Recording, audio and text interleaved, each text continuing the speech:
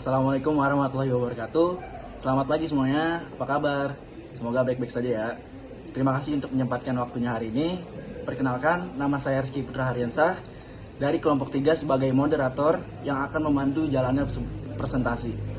Kali ini presentasi akan disampaikan oleh kelompok 2 dengan materi yang berjudul menganalisis dan mensintesis ide pokok dalam wacana ilmiah dan populer dengan anggota yang terdiri dari yang pertama Adam Anwari, kedua Beatrice Alea Malika, yang ketiga Ivi Raika Nisrina, yang keempat Nadira Zafran Wahyudi, yang kelima Sevira Ardelia. Sebelumnya presentasi ini dibagi dua sesi. Sesi pertama adalah presentasi dan sesi kedua adalah sesi tanya jawab di kolom komentar. Tanpa berlama-lama, mari kita persilahkan kelompok 2 untuk presentasi. Baik, saya ucapkan terima kasih kepada moderator. Dalam kesempatan kali ini, kita akan membahas tentang menganalisis dan mensintesis ide pokok dalam wacana ilmiah dan populer. Dalam presentasi kali ini, kita akan membahas tentang pengertian, fungsi, ciri-ciri, jenis-jenis, cara mengidentifikasi, dan cara menentukan ide pokok. Sebelum lebih jauh membahas materi ini, alangkah baiknya kita mengetahui pengertian ide pokok terlebih dahulu. Dalam Kamus Besar Bahasa Indonesia, ide atau gagasan adalah rancangan yang tersusun di pikiran. Ide pokok paragraf adalah inti dari apa yang dibahas di dalam sebuah paragraf bacaan. Istilah lain yang digunakan untuk menyebut ide pokok adalah gagasan pokok atau gagasan utama yang melandasi sebuah paragraf bacaan. Dalam sebuah paragraf biasanya hanya akan ditemukan satu ide pokok. Letak ide pokok tersebut ada di awal ataupun di akhir paragraf. Selanjutnya ada fungsi ide pokok. Dilansir dari laman upi.edu, fungsi ide pokok adalah memberikan penjelasan dari inti suatu bacaan atau paragraf, sehingga pembaca dapat dengan mudah memahami paragraf tersebut dan menjelaskan inti dari suatu paragraf. Dengan mengidentifikasi ide pokok, kita dapat mengetahui ide utama dari paragraf tersebut.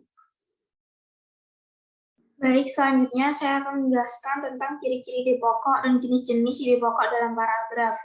Yang pertama yaitu ciri-ciri ide pokok. Ciri-ciri ide pokok ada 3. Yang pertama, memiliki kalimat pendukung atau kalimat pengembang atau penjelasan. Yang kedua, ada yang mendukung, baik itu berupa penjelasan atau alasan yang menguatkannya. Dan yang ketiga yaitu inti dari sebuah paragraf atau pusat pembahasan. Selanjutnya, jenis-jenis ide pokok dalam paragraf. Jenis-jenis ide pokok dalam paragraf ini ada 4. Yang pertama yaitu paragraf deduktif. Paragraf deduktif memiliki ciri khas di mana ide pokok akan disampaikan pada awal kalimat. Nah, pada paragraf deduktif ini memiliki alur penulisan dari khusus ke umum. Yang kedua ada paragraf induktif. Paragraf induktif memiliki ciri khas ide pokok yang diposisikan di akhir tulisan. Dari alur penulisan paragraf induktif ini kebalikan dari paragraf deduktif, yaitu umum ke khusus. Yang ketiga yaitu ada paragraf campuran. Paragraf campuran ini menjadi gabungan dari ide pokok yang diletakkan di awal dan akhir kalimat. Adapun alur tulisan dari paragraf campuran ini dari khusus, umum, kembali lagi ke alur tulisan khusus. Dan yang keempat yaitu ada paragraf deskriptif.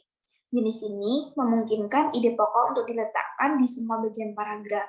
Artinya, setiap kalimat akan membahas inti dari pembicaraan. Baik, di sini saya akan menjelaskan tentang langkah-langkah mengidentifikasi ide pokok. Yang saya kutip dari sebuah jurnal, dari sebuah tokoh yang bernama Nur Hadi, yang mengungkapkan ada beberapa latihan yang dapat dilakukan untuk mengidentifikasi ide pokok tersebut. Yang meliputi, yang pertama adalah latihan menemukan letak ide pokok sebuah paragraf atau bacaan, di mana sebelum kita menemukan letak ide pokok tersebut, kita harus menangkap atau mengerti betul isi dari paragraf atau bacaan yang kita identifikasi. Yang kedua adalah latihan menyatakan ide pokok sebuah paragraf atau bacaan. Yang ketiga adalah latihan menangkap maksud paragraf atau bacaan. Seperti yang saya ungkapkan tadi, sebelum kita menentukan atau menyatakan ide pokok tersebut, kita harus menangkap betul isi dari paragraf atau bacaan dari yang kita identifikasi. Yang keempat adalah latihan menemukan atau mengidentifikasi ide pokok dengan kecepatan membaca yang tinggi. Selanjutnya adalah cara menentukan ide pokok. Cara menentukan ide pokok ini terbagi secara garis besar itu menjadi dua, yaitu sesuai dengan jenis paragrafnya. Yang pertama adalah paragraf yang memiliki kalimat utama, dan yang kedua adalah paragraf yang tidak memiliki kalimat utama. Paragraf yang memiliki kalimat utama itu sering kita sebut atau sering kita bilang itu adalah paragraf deduktif. Paragraf deduktif itu adalah paragraf yang ide pokoknya atau kalimat utamanya terdapat di awal kalimat. Setelah itu diikuti oleh kalimat penjelas untuk mendukung adanya kalimat utama tersebut. Nah, paragraf yang memiliki kalimat utama atau paragraf deduktif ini untuk menentukan cara ide pokoknya itu secara singkatnya itu dengan mengambil isi kalimat utama itu sendiri yang biasanya berada di awal kalimat. Selanjutnya adalah paragraf yang tidak memiliki kalimat utama atau yang sering kita pahami adalah paragraf induktif. Paragraf induktif itu apa? Paragraf induktif itu paragraf yang biasanya kalimat utamanya atau ide pokoknya itu berada di akhir kalimat. Karena biasanya di paragraf induktif ini, di awal kalimat itu diletakkan sebuah peristiwa-peristiwa khusus dahulu, baru kesimpulan berada di akhir kalimat. Nah, paragraf induktif ini memiliki ketentuan atau menentukan ide pokoknya ini, yaitu dengan menyimpulkan isi paragraf tersebut, yang biasanya ada di akhir kalimat. Pengertian wacana ilmiah. Wacana sendiri berarti deretan-deretan kalimat yang saling berkaitan satu sama lain dan menghubungkan proposisi yang satu dengan yang lainnya sehingga nantinya membentuk kesatuan atau kesamaan makna. Sedangkan ilmiah itu berarti karangan yang bersifat ilmu pengetahuan dan menyajikan fakta yang ditulis dengan baik dan benar secara metodolog penulisan. Jadi, secara signifikan, wacana ilmiah adalah kalimat yang saling berkaitan dan menghubungkan proposisi yang satu dengan proposisi yang lainnya. Pengetahuan yang menyajikan fakta dan ditulis menurut metodolog penulisan yang baik dan benar. Selanjutnya, ciri-ciri wacana ilmiah. Ciri-ciri wacana ilmiah sendiri terbagi menjadi 3. Yang pertama, bahasa yang digunakan di dalam karya ilmiah adalah bahasa baku yang dapat dilihat dari pilihan kata maupun istilah-istilahnya dan kalimat-kalimat yang efektif dengan struktur yang baku.